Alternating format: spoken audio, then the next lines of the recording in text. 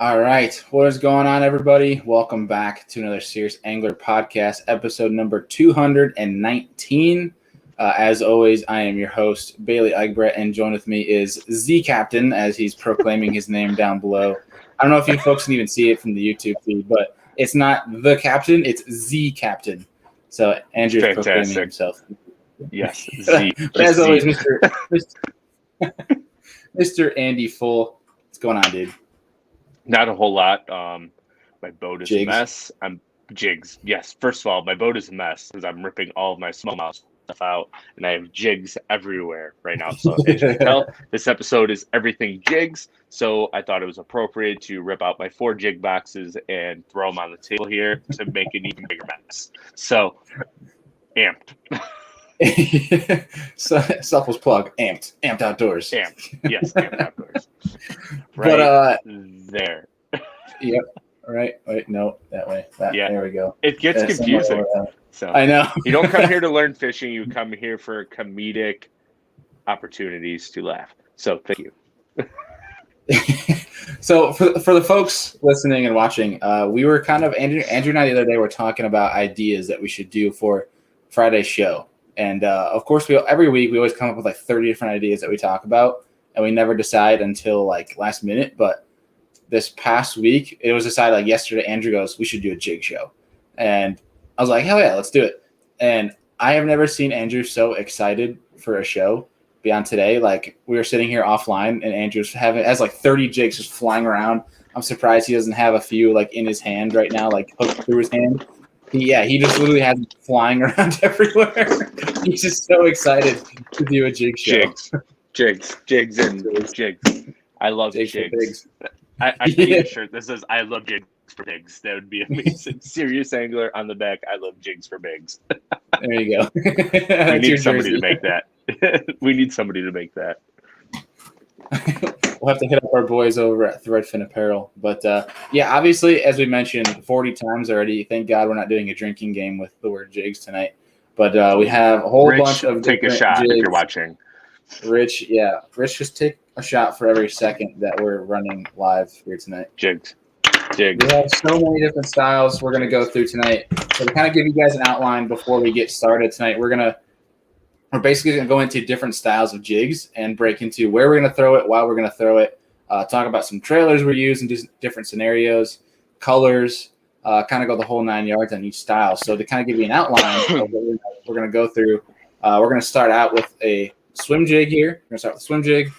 We're going to go to the Flippin jig, and then we're going to go to we're actually going to break down a little bit more kind of a niche type of football jig here. We're going to talk about the queen tackle hammerhead jig, because there is a difference between the queen tackle hammerhead and the football, because we do have the queen tackle football head right here. And then we also, the last but not least, we do have a finesse jig, but we're going to cover finesse jig with the finesse football jig, one that Queen makes right here as well. More of like a lighter wire, a little bit lighter, smaller profile football jig. So we're going to break into both those finesse styles, and we'll just break into that 5 different styles of jig. So kind of give you guys a layout of how we're going to break this down. But before we do that, Andrew and I have a tournament tomorrow. So you guys can be on the lookout for our first team tournament video coming out here shortly. Good or bad, who knows? We're going to post it whether we skunk or we smash them. One of the two. We're going to post it, and we're going to do a recap. And basically what you guys should expect is hopefully that'll be done within the next couple weeks. My editing is piling up, as in I haven't even started on the National Championship Series. Work has been crazy since I got home. But we're going to get that National Championship Series posted here shortly. And then obviously we'll have this video coming shortly to you guys. And then we have another one next weekend. So hopefully a lot of tournament videos coming at you guys. It seems like you guys have liked the ones that I posted thus far this year. So hopefully we can get cracking on those and get those posted for you guys. But Andrew, without further ado, what jig shall we start with? Swim. Swim jig? Okay. Yeah, we'll go swim. So I think first things first, how we should break this down is, what do you want to see, or what kind of comes to mind first when you're going to throw a swim jig? Like, what do you see? What do you see visually with the conditions you have, whether it be structure, do you see grass? What kind of things do you see? And hey, I need to pick up swim jig. Well, since we're here in the north, I think of a swim jig a little differently. It's a very multi-versatile tool. So you can flip it, you can swim it, you can throw it in wood. But the first thing I always do with the swim jig is, hands down, is I put a Kitech swimmer on the back of it. So like a 3.8 or a 4.3 Kitech fat swing impact, I think is what it's called. And there's only two color swim jigs I like a shed color or a white and chartreuse. White chartreuse I go to if there's an algae bloom. White shad is clear water, flat, high sun conditions. If they're not going to eat a spinnerbait, they're probably going to eat a swim jig. I throw it exclusively like 3 foot or less, need sparse grass and docks. That's basically the way I throw a swim jig. What about you, Bailey? I think there's a few things to cover here. And obviously we can talk about, what we do personally with swim jigs, but I think there's also good things to highlight on what we've seen done with swim jigs. And before I kind of break into how I throw a swim jig, I think most notably and most recent is watching Steve Kennedy wax them on day one, because he was actually flipping bushes with a swim jig. He would flip the bush as if he had a flipping jig, and then he would reel it back as if he was throwing a swim jig. So he was making deep pitches into these bushes. And he'd do a mix. Like sometimes he wouldn't swim it. Sometimes he'd just flip it, take it out. But sometimes he would make that same flip and swim it instead. So it's kind of one of those things where you can use a swim jig. It's kind of like a close quarters combat type of scenario. And when you're going to do something, yeah, very. And when you're going to do that personally, and obviously I'm not the almighty Steve Kennedy with a swim jig, but you can usually what you go to is more like a crawl / creature bait style trailer where it's going to be horizontal. So what it'll do is, you can see here, that's a horizontal trailer. It'll keep it up higher in the water column, and what that'll do is keep it in the strike zone longer so that when you do only flip it, say 10 yards, you're still going to keep it in the strike zone longer versus maybe Andrew with your paddle tail, that might sink a little bit faster. Mm-hmm. So I think that's good to note for the folks. But Andrew, I'm kind of like you where I only throw 2 different colors. I basically just throw white, and then I throw black and blue. Talking to Wes Logan after his win on Neely Henry, I had asked him over the phone. We were chatting about his win, and he basically said, when I had asked, hey, dude, everyone's throwing white. Why the heck are you throwing black and blue? And he just put plain and simple, wasn't a forage deal. It wasn't a watercolor deal. He goes, it was something different. Fish hadn't seen it.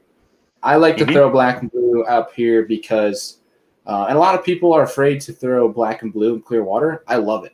It's actually more of a confidence for me than a white or a shad, because it's a bluegill. So I might not get as many bites, but I'm going to catch bigger fish throwing that bluegill representation, the bluegill color, because obviously bigger fish will hone in on a bluegill up here versus the shad. But for me, when I throw a swim jig, I throw it a lot. Bless you. I throw it a lot around wood, not over. I mean, sometimes you can creep it over wood, especially if you have a horizontal trailer, not versus a vertical where it can roll and snag. But I'm going to throw it with like a heavy fluorocarbon, a 17 to 20 pound fluorocarbon. I'm usually going to try to just target wood and parallel it. Whether that means I'm slow rolling it, whether it means I'm going to shake it, whether it means I might hop it off the bottom. However that's going to work, I'm going to let the fish tell me. And you can kind of see, talking about hopping off the bottom, and I'm kind of going all over the place here. But trying to remember the guy's name. He just won a tackle warehouse last year on the Mississippi River using the swim jig and using it deep. He was crawling it. I'm trying to remember his name. I'm really embarrassed that I forgot his name. But essentially, he won a tackle warehouse swimming a jig on the bottom in the Mississippi River. Good gosh. As we move on, Tom Mansour. Yeah, Tom Mansour. He's from that area. Yeah. Yep. But basically, what he won was creeping a swim jig on the bottom over rock. So you can kind of get really versatile with a swim jig. I think it's probably one of the most, if not the most, versatile jig in the jig line. Underutilized. Very underutilized because I think a lot of people are afraid. You see the chatterbait now. You have a spinnerbait. You have topwaters. That there's a lot of action involved, a lot of feel involved, versus a swim jig where you don't really. Besides, like if you have a sensitive rod, you can feel that paddle tail. You can feel the trailer. but for the most part, you don't feel any action. So I think it's a confidence for people to feel something in their rod, whereas a swim jig, they don't feel much, so they don't have a lot of confidence unless you are probably using this, you're forcing yourself to use it, you've used it in the past, or maybe you've been in the boat with somebody who waxed them on it and you were just too dumb not to throw it. So it's kind of one of those things where you can throw it along a lot of things. I do like to actually throw it, say they're short striking a spinnerbait or a chatterbait. I do like to target isolated grass patches with a swim jig. I feel like they get a little bit better. It's a little bit more finesse. It's almost like throwing, when they're short striking a loud crankbait and then you throw a silent and they eat the silent. It's kind of that same deal. Yeah. And then one last thing that with their swim jigs. Oh, it's true. You can add queen tackle switchblades to them and make yourself a chatterbait. Yep, just right on the fly. You're like, you know what? I want a little bit of vibration. It's going to have that weed guard. It's actually going to come through that wood a little bit differently and not get hung up like your normal jackhammer would. So that's one benefit to that switchblade. I just wanted to throw that in there real fast before we moved on. Yeah, so actually the day before day one of official practice last week in Texas, I had basically taken this almost identical swim jig right here, and I had just a basic, I think it was a Strike King blade minnow for my trailer. Because the more, at least for these queen tackle switchblades, the crazier the trailer, the less vibration you're going to get out of the blade. But what I noticed is when I put that, queen tackle switchblade on with that blade minnow, I would have a vibration with that weed guard. But if I took the weed guard off, that vibration was much crazier, which makes sense. But it's kind of one thing where you can actually go kind of vice versa, where you can have one with a weed guard, without weed guard, if you want to play around with that vibration, if those fish are getting really finicky. Sweet point. Any other things that we should add on the swim jig before we move on? Basically, one thing is you don't have to get all that crazy with trailers like a sea craw or a spicy beaver would be another good one. And then if you want to go to like a paddle tail, fat swing impact, or even an easy shiner if you want something a little more dubbed down, those are all perfect because the swim jig is supposed to be a subtle presentation. It's not supposed to create a bunch of thump. That's why it's a great alternative in areas that people are throwing a chatterbait or a swim bait with. You can follow the swim jig, do a little bit different things. It's much more subtle and get a couple fish behind people that aren't getting them. So it's a really, really universal tool that is extremely underutilized. I'm guilty as charged. I usually time one on late summer once we get an algae bloom going because it's just something different. It just looks amazing. I know it sounds bad when I say that, but it's just a swim jig is honestly one of the more fun presentations to me. Yeah. Just because chances are you're usually watching it.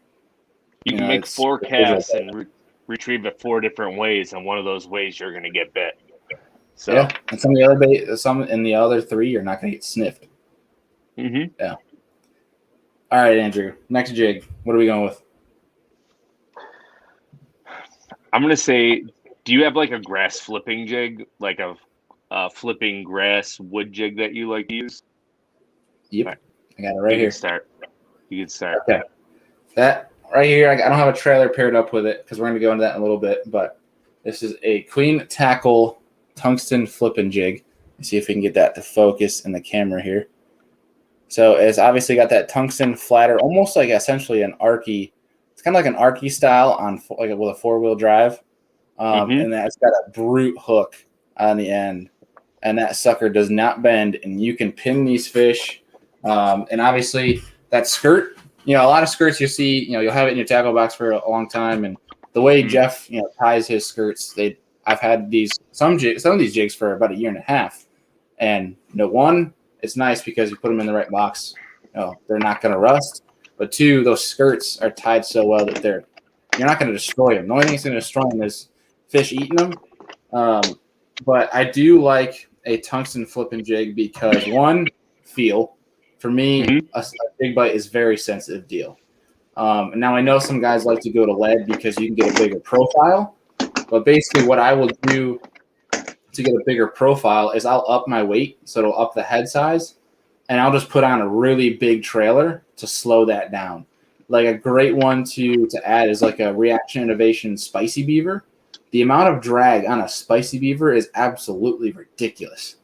So what I like to do is if I'm going for a bigger profile, I'll go to like a 3/4 ounce, even if it's like more open timber, and I want out to give a bigger presentation and slow the fall.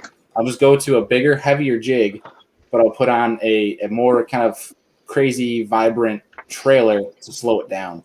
You can kind of mix that around, mix and match different stuff. But for me, a lot of the time, what I like to flip, and it's very simple. I did it in Texas too. It's just a simple green tackle tungsten flipping jig, whether it's a 3/8 or a 1/2 ounce.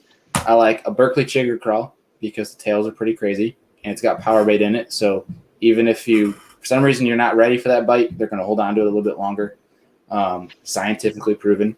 And then I do like a D-bomb. I like a D-bomb from one of those colder temps. And then I'll also throw a rage bug. So that's kind of my confidence go-tos there. And I have been messing around with some different trailers as well.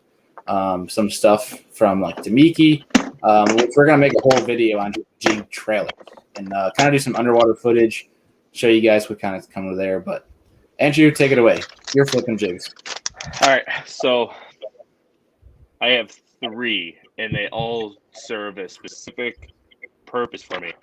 I'll start with my grass jig or sparse grass or dock. And that's where I come in with the queen tackle. Anything sparse, it will work multi-versatile through wood, thicker grass. It's great, 3/8, 1/2 ounce coffee skirt. I just want to eat it. When I want to downsize, this is a Strike King Hackney finesse flipping jig. So it's meant to be thrown on fluoro. This I'll pair up with a rage chunk. It goes through grass really well and docks when it's a smaller fish lake, or you just want to downsize because they're eating a smaller thing. And then if I need ultimate feel, like if I'm looking for gravel and I want to drag and I want a smaller bait, this is a minima jig, which I basically used 3 trailers, rage chunk, fuzzy beaver, trim it up real nice. You can pull the legs off of it, pairs up really well. And then like a space monkey or a rage That's a craw. boat I haven't heard about in a while. Space monkey. I used to flip with a space monkey all the time. I have a few. If Nate Poe is listening to this podcast, which he usually does, he might be mad that we just talked about the space monkey. He loves the space monkey. No, he showed me the space monkey. He won't care. He loves the space monkey. That's about all that dude will flip, and he's probably the guy that really taught me a lot about flipping grass, to be honest. If you need your jig to really slow down, space monkey. Like, dude, yeah. I've never seen a 1 ounce jig fall so slow in my life. It's like because they're like turbines essentially. It's like doing 40-60. Like I was flipping a space monkey last year, actually at where we're fishing Saturday underneath docks, and my buddy is like, I forgot what he's flipping. I think a flipping tube, and it's like, boom, and I'm just like, with a 3/4 ounce weight, it's like, it's like and he's like shaking it and pulling out, and I'm like, damn, dude, I'm like, I haven't even hit the bottom yet. Just picture a helicopter crashes into the ocean, and the turbines are just slowly. Yeah, I love the space monkey for flipping wood in docks, like old wooden docks, because everybody fishes docks so fast. I'm going to come back through there with a really slow falling bait. I can't tell you how many fish I've actually watched my line fall, and literally after it's the water, I close the bail on a slack line, I go to the bait, and also my line will just go to the left as it's falling because it falls so slow, even on a heavier jig. So it's just a good way to pick up a few extra bites.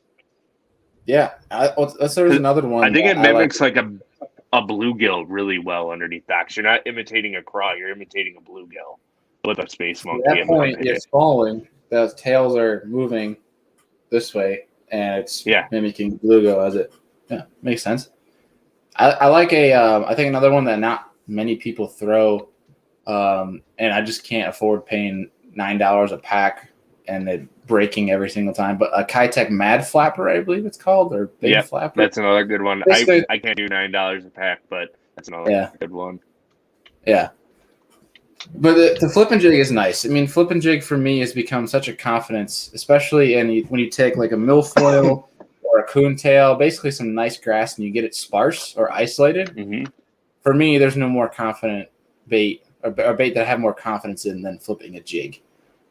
Texas rig obviously is great for when that grass is a little more condensed, and it's great when it's isolated. But for me, confidence comes to that flip and jig.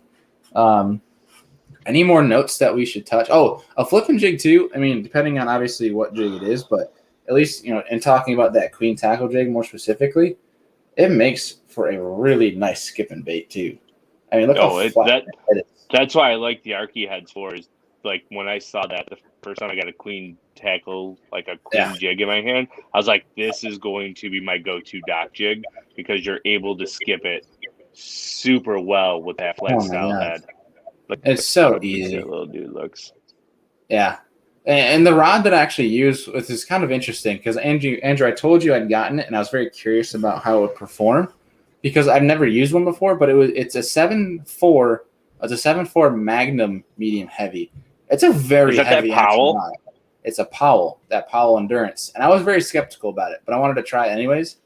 Dude, I have not lost a single jig fish on that rod yet for how beefy it is paired up with 17 to 20 pound fluorocarbon. But when I tell you found your deep jig rod, it is that one. But I have a lot of confidence in that rod. But right now, basically the point I'm trying to make is a rod like that, it doesn't have a lot of tip to it. It's basically a really bad skipping rod. Dude, I can skip this thing like it's a flat rock. Even that's just how effective the head is. But yeah, and it's smooth too. Like that's one point I want to make with a tungsten jig as opposed to. Hold on, I have a lead head, Arky head here somewhere. Give me 1 second. So while you're doing that, basically for the folks, like there is advantages to having lead heads because a lot of guys, what they do with a jig is they pick up a jig with the intention of getting 5 bites all day long and 5 big bites because you can do with that lead head. That lead head is basically going to be a bigger profile. You can make it into a bigger size bait to get bigger bites. So there is advantages to it, but just know if you're going to go lead over tungsten, you're just not going to have as much feel. Correct. So with skipping a jig, here's why I like tungsten over lead. One, you can put on a flat bait like the fuzzy beaver and trim it all down real nice, so it's going to cause it to skip really well. I don't know how well you can see this, but the lead jig is on my right. The queen tackle one is on my left. Come on the camera here. Do you see the difference, Bailey? Mm-hmm. What's the difference? Size. Nope. Look closer. Weight in the neck. Width of the neck.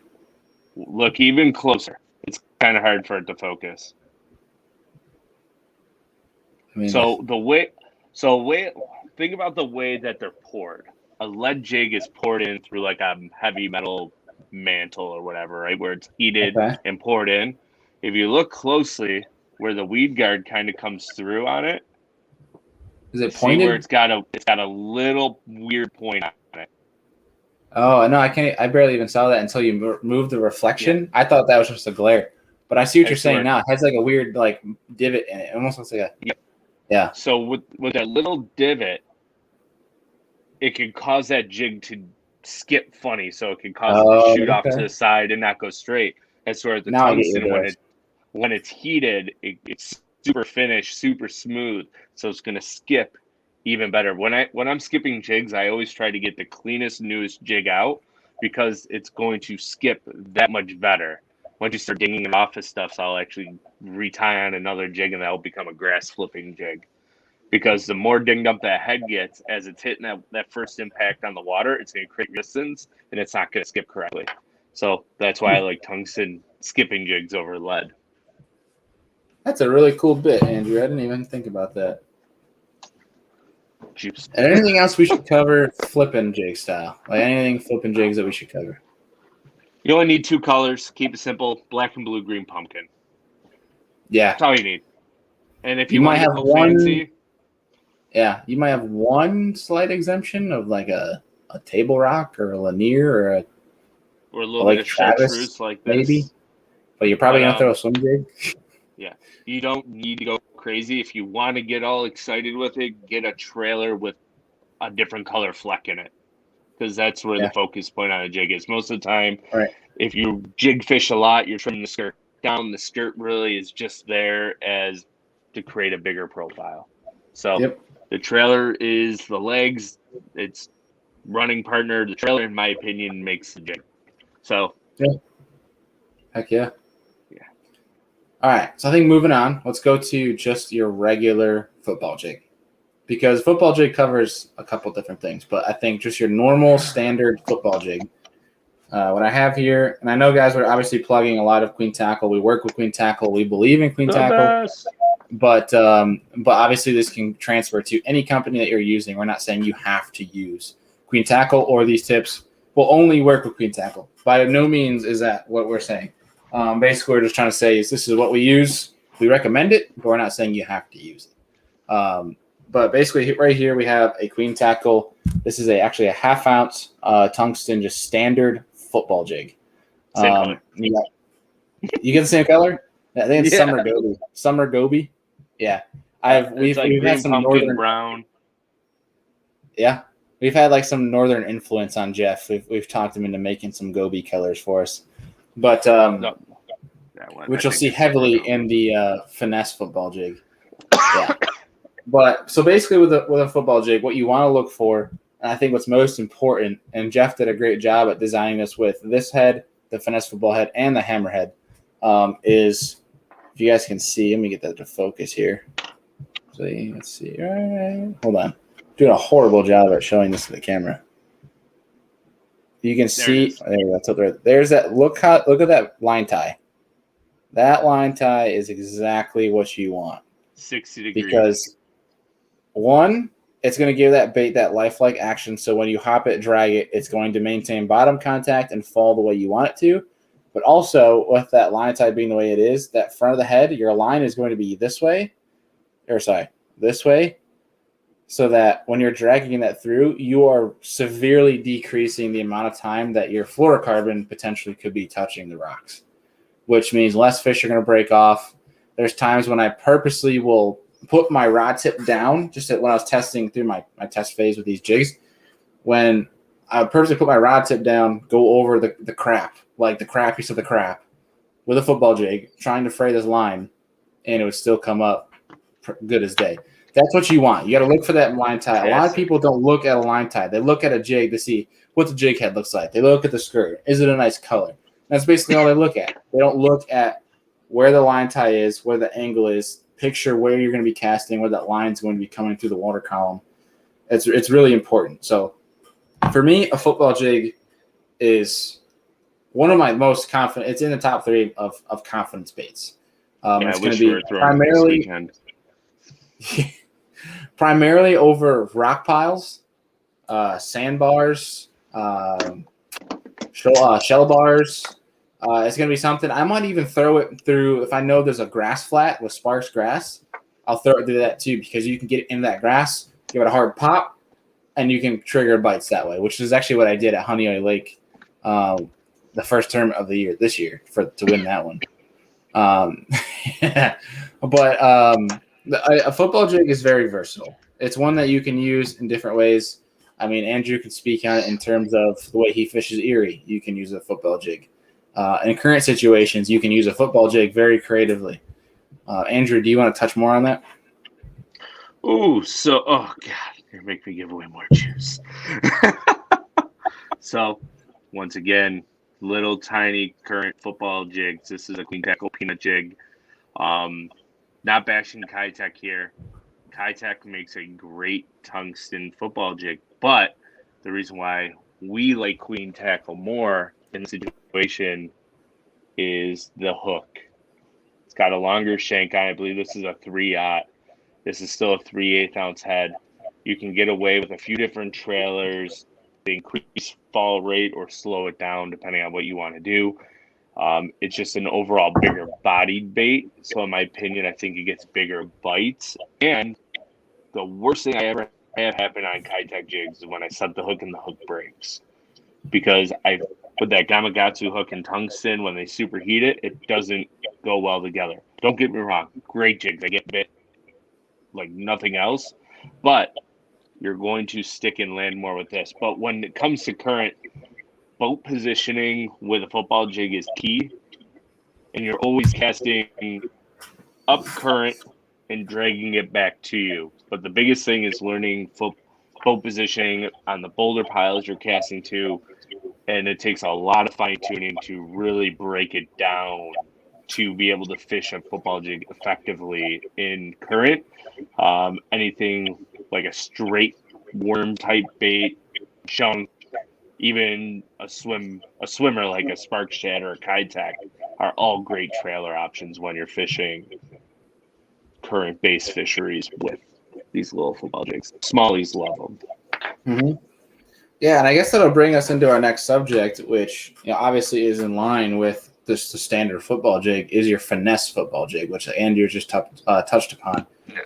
The effectiveness of having that smaller profile to trigger finicky bites, more trickier bites, but also still having that nice hook shank.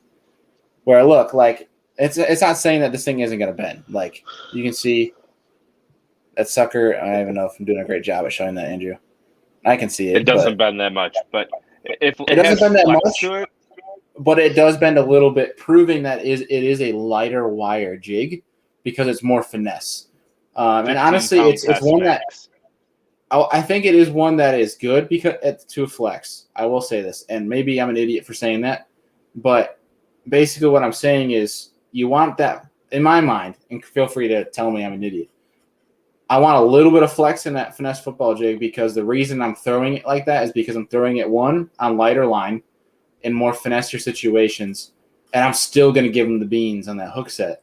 So I want a little bit of flex somewhere, and that's going to come from, for me, it's going to come from the hook, and it's going to come from the rod. And the reason I'm throwing that lighter wire anyways is to get a better hook penetration. Am I wrong there, or do you agree? No, you can give them the beans. The biggest thing that people do with these finesse jigs that's wrong is they fish it on the same rod they throw their football jig on normally. Yes. With this finesse football jig, you can drop down to like a 7-foot medium extra fast rod, and that is going to be dynamite for this little jig. 15-pound max. You can hit them as hard as you want, and because you're going to that softer rod, you're going to minimize that hook flex. But at the 7-foot medium power rod, it's going to be just enough power, but enough give to really drive that hook home, but also not to make the hook flex overly to where it bends out or just flexes right out of the fish's jaw. Yeah. I think, and a quick shout out here, because one, we're not even working with these guys, but two, we've had the president on, and he's been really gracious to us. And obviously I've gotten to put the rods to the test. Boomer. Okay, shout out to Alpha Angler because one, like I said, we're not even working with these guys. This is a shout out just because the damn rod is freaking sweet and it's awesome. It's becoming my favorite rod. And Andrew, like Andrew has done with Douglas and his 755, I won't shut the hell up about this rod. It is the Alpha Angler Clutch. It's a 7.5 and it's rated a medium fast, but in my opinion, it's more of like a medium to medium heavy, where it's a nice blend where literally you can throw this finesse football jig, give them the beans. And basically with that finesse football jig, all you got to do, you have that hard initial hook set with the right rod, and all you got to do, you don't even have to torque on them. You don't have to do anything. You don't have to be easy. Just reel. Like Andrew said, just reel and keep tension. Like you don't have, obviously if it's a big one, don't torque it. Like especially at the boat, thumb your reel, adjust your drag, however, what you want to do. But that rod is perfect. It's a 7.5. And you give them the initial beans, and all you got to do is just make sure you have tension. And pretty much you can practically guarantee they're going to come in the boat, given your line isn't frayed. But that's what I like. Like you said, Andrew, I think the biggest mistake a lot of people make is, and which I've done in the past, throwing it on too heavy of a rod. I've done that with the kayak jig. But I think having that longer hook shank, like Queen does, that makes the difference. I agree. And I had it before. And like I said, and I know you may not want me to talk about it, but at Honeyway, I started out with a kayak, and during practice at least, I started out with a kayak because I was throwing over rock piles. Didn't know if I was going to be, breaking off or not, so I didn't want to throw my Queen ones just yet until I realized I was getting bites. I was missing the bites. Went back, used my Queen, caught every single fish that I set the hook on. So it's a hook shank kind of deal. And so, like we mentioned earlier, we're not trying to just plug the shit out of Queen Tackle in this episode. We're really not. We're trying to talk about where to throw these They're jigs. just And hopefully really good products. Yeah, and hopefully you guys can learn something from it. But what we want to do is mention, for the sake of plugging them, because Queen and Jeff support us so much, is if you guys want to get your own, if you want to get some of these, you're watching on the YouTube side, and you see some of these, and you're like, oh, I want to get my hands on some of those, or you've seen some of the success that it's had, because I'll tell you right now, 20% off. Use the code. They work. Yeah, you can check right down in this year. When you guys go in the YouTube description, or if you're listening on MP3 and you want to check out the website, check out their product, go down into the podcast description. You can see there's a code. You can go to the website and get yourself 20% off. And I'll tell you guys right now, I'll just put it blatantly out there. There's a lot of pros that use this jig that don't talk about it for a good reason. So I'm just going to put that out there. It's the juice. But basically, case in point, that's being said, and moving on to, I think I think it's our final jig here, Andrew. Is it the it is L? kind of it's in a case of its own. It's essentially a football jig on steroids, and it's one that no other company can match. So, like, I'll be honest here, this is a Queen Tackle plug. I'll be brutally honest. More plugs. If you don't want to hear any more about Queen Tackle, I will not take any sort of I won't be mad or sad if you leave this right now, but all I'm going to say is you're going to be upset that you did if you don't know about it already, because we've talked about it a lot. And that is a Queen Tackle hammerhead jig. Let me put this more in the picture here for you. So you can see, obviously, it has that really wide head where it gets that hammerhead label from. Let me see if I can get this more to focus. My camera does not focus very fast. But you can kind of get an idea. There we go. You can get an idea there why it gets that name from the hammerhead. Now you can see it's shaped almost like a hammerhead where it's square on the sides, and then it has a vertical line tie. Well, one thing, I don't even know if you can hear it. Andrew, you have to tell me if you can hear it from the camera or not. Actually, me. Can you hear that at all? I can hear it. Yeah. Okay, so essentially what KJ and Jeff have done with this jig is inside that jig head are tungsten rattles. They basically went underwater and compared the sounds of crayfish going underwater to the sounds of the tungsten rattles inside this head to make a lifelike mimicking sound action, which is interesting because fish and sound is a very interesting dilemma to talk about. But we all know that fish can feel. So basically giving these fish the same feel as a crawfish does. And I could not tell you how many more bites, and Andrew can agree to this, how many more bites I had on the hammerhead versus a standard football jig when Andrew and I went out fishing this spring. Andrew, what do you say ratio-wise I caught before you switched over? 3 to 1. Like 3 to 1. Yeah, and we were working the same line size, same trailer, same color, and we were getting more bites on the hammerhead. The hammerhead's cool in the fact that it comes with a much beefier hook. You can see how much farther that hook stands out on my bait. And what I like to do is, you can see here, I put on a full rage chunk right there. A rage bug. I will put on full-on crawl baits, creature baits. I will put an entire rage crawl on there. It's more of a Magnum style. I just want to get this bait to get attention. I want to get big bites. And I obviously, the hammerhead is more lifelike than any other football jig I've ever thrown. And like I mentioned in a video a long time ago, this is my number one confidence bait. If I'm up in the north and I need a bite, I'm going to a hammerhead. So it's pretty cool in the fact that you can throw this Magnum-esque bait and have it be your confidence bait just to get a bite. So it's in a category of its own. No one has anything like it. Jeff has done an amazing job at creating this thing. You can get really creative with it. You can do a lot of different things. One thing I want to try with it, and I'll put it out there because it could be juice. I don't know if it is juice yet, but I'm going to try putting a switchblade on the front of that thing and seeing what those tungsten rattles and those switchblades do together. But Andrew, anything else to add? It does sound juicy, but anything else to add to the hammerhead? No, it plain out works. You can throw it on riprap, you can throw it on rock, you can throw it on ledges. Down south, I'm sure it works everywhere. I mean, it's good. I caught them in 2 foot of water on it, and we caught them in 15. So Yeah. you can catch them anywhere. Here's one thing I'll give you guys, because you guys know in the past few months I've been really gung-ho on Berkeley. Ice out when the bites were kind of tough. And Andrew knows this. I was kind of scrambling because I couldn't find the largemouth at all. I ended up getting some fish that were finicky. I realized how finicky they were with a hammerhead tied with a Berkeley Max Scent creature hog, which is kind of like the creature hog is more of like, it's not really a creature bait versus it's more of like it's like a creature bait and like a beaver style bait kind of mixed together, where it's subtle but kind of has a little craze. But just kind of adding some little juice to your guys' arsenal, whether you want to take it or not. But we're just kind of covering all the run with it jigs here. Exactly. We're just all the columns of jigs here. I'm trying to think. Andrew, is there anything else that we need to cover along the lines of jigs? I mean, typical basic jig stuff. That's about it. Be on the lookout for. We talked about finesse football jig. Let's cover a finesse jig. So typical finesse jig that doesn't have a football style head, maybe more of a ball type head. I got one of those. Unfortunately, and I want you to touch on that because I'd like you to touch on that because you've used that a lot more than I have. Little ball head guy. It's down the lines of that finesse situation. I like it around docks that don't have a lot of grass on them, fishing on the inside. If it's like gravel sand.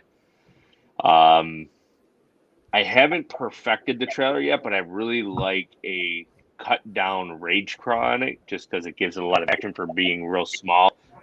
They're all lead heads, ball heads. You can do a lot of different things with them. 12, 14-pound test is the sweet spot I found. They have a very soft hook, just like that Queen peanut jig.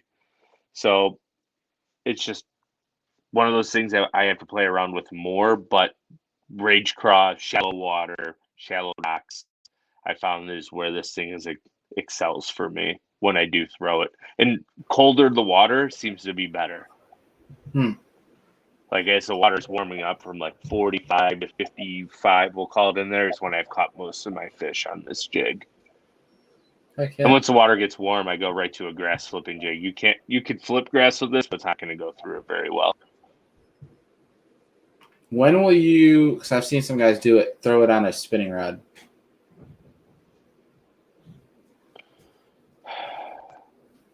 If ever. You don't have to. Ultra clear water, need a far cast, and if it's like a 1/4 ounce or smaller.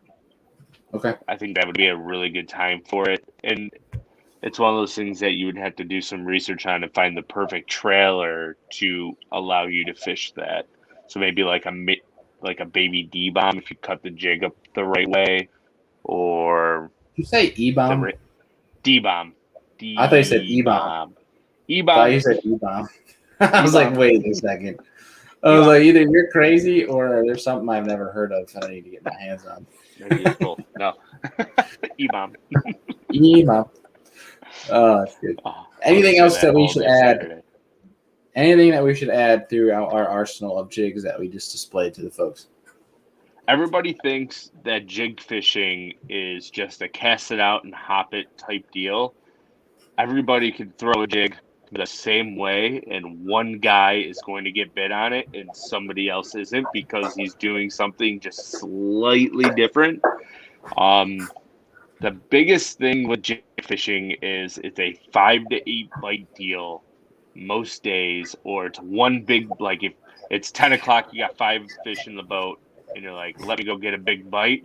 That's when you go to a jig and you just swing for the fences. It's not a multiple bite deal.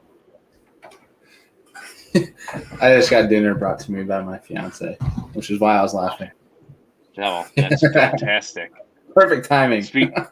Speaking of dinner, I think my dinner just walked in the door. So, hey, perfect time to wrap this up as I put all my Creek Tackle jigs back into my lure lock box here, which, if we're on the train of selfless plugs, we do have a discount code for lure lock boxes if you guys feel the interest of 20% off. So you notice there's a lot of 20% off.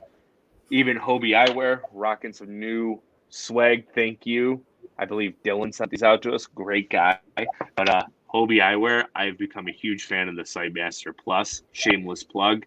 Awesome sunglasses. I'll be wearing them all day Saturday because it's going to be cloudy and rainy. So Andrew and I will both be rocking Sightmaster. You might see a selfie of Andrew and I for Sightmasters come Saturday morning. Yeah, hopefully not like Andrew's selfie that he just took with that webcam looking like a crackhead, but we might have to screenshot that and yeah, there we go. We'll post that. Yeah, you never. Media.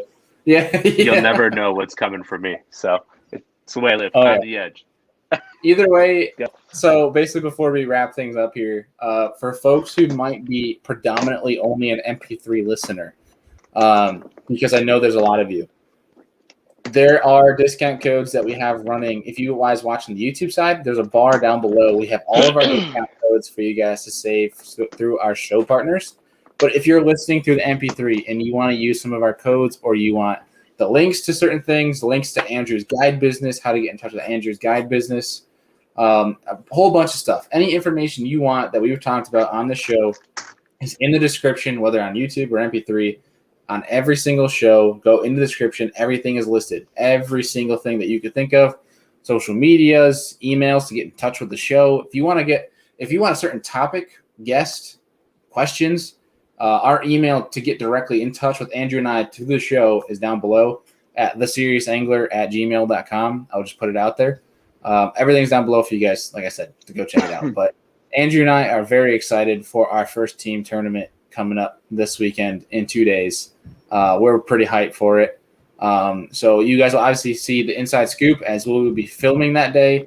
And obviously we'll be putting stuff up on the Serious Angler media page on Instagram that day. Hopefully not throughout the tournament day, but like before and after. Hopefully the after is a positive after, but either way, it's gonna be fun. We're looking forward to it.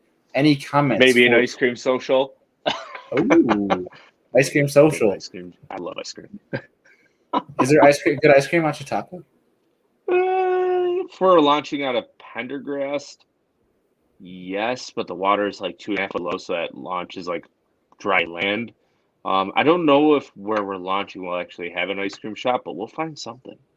All right, I think that's what we need to do. We need to do a post-tournament ice cream Instagram live. I think that's a good idea. El Jefe. We'll get El Jefe. We'll get Jefe on. You guys will meet the famous El Jefe. We're waiting for a good time to get Jefe on the show because I feel like we've had messages of people saying, who the heck is Jefe that you guys talk about? And people have seen in the comments before. Jefe is a very interesting man. He's Ike and Ellie's old travel partner.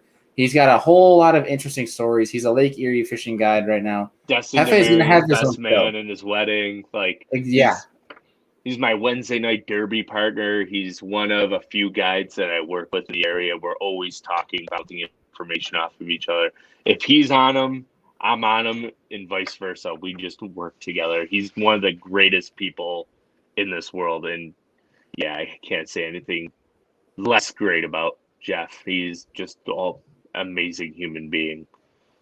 I've never had a better day where I've skunked and had a fun day than fishing with Jeff. Jeff and I caught 0 fish for 9 hours and had an awesome day. Yeah, he's a good one. Never thought that would happen, but either way, he is a gem. Jeff is going to have his own show. Speaking about Jeff here, the plan is a couple of these folks that we're going to do, and we'll just throw them out there so you guys can plan for it, know what's coming up. Jeff, and speaking of Jeff Queen, what we're planning on doing is having their own show on the water. So Andrew and I are going to look into getting some hot mics, I believe they're called, basically microphones that we can have on your person while we're fishing so that we can run a podcast literally while we're fishing. And then we'll post that episode for you guys. So we think that's going to be kind of cool. If you guys are interested in seeing that kind of thing, let us know. And then obviously if there's any more topics, baits, presentations that you guys want us to do this kind of episode for, drop it down in the comments. Let us know on social media. Send us an email. Whichever works. Either way, Andrew and I are excited to compete in our first team tournament in 2 days. Andrew, anything else left for the folks before we sign off? Nah, I got to go rig up, so yeah. Yeah, I haven't done that yet. I'm good. I'm not even the slightest. I got ready. one rod done. One. And I got 15 more to go. Oh. Giving no one the juice.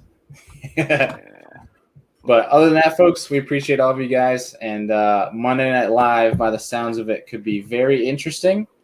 You guys, if you don't follow us on social media yet, please do, because that's where you get all the updates of what's coming, what we've done, some good fish pictures. Sun's Let's out, see. guns out. All right. Well, actually, I have a confirmation message as of right now. Matt Robertson, on Fishing, Mr. Tank Top water bottle smashing at the Classic, will be joining us on Monday Night Live, and we have some plans for some other folks to join us as well. So you can see Matt Robertson, Mr. On Fishing, Monday Night Live coming on the show again. So we'll see you guys hopefully Monday at 8 o'clock Eastern. Other than that, folks, we will see you guys on Monday.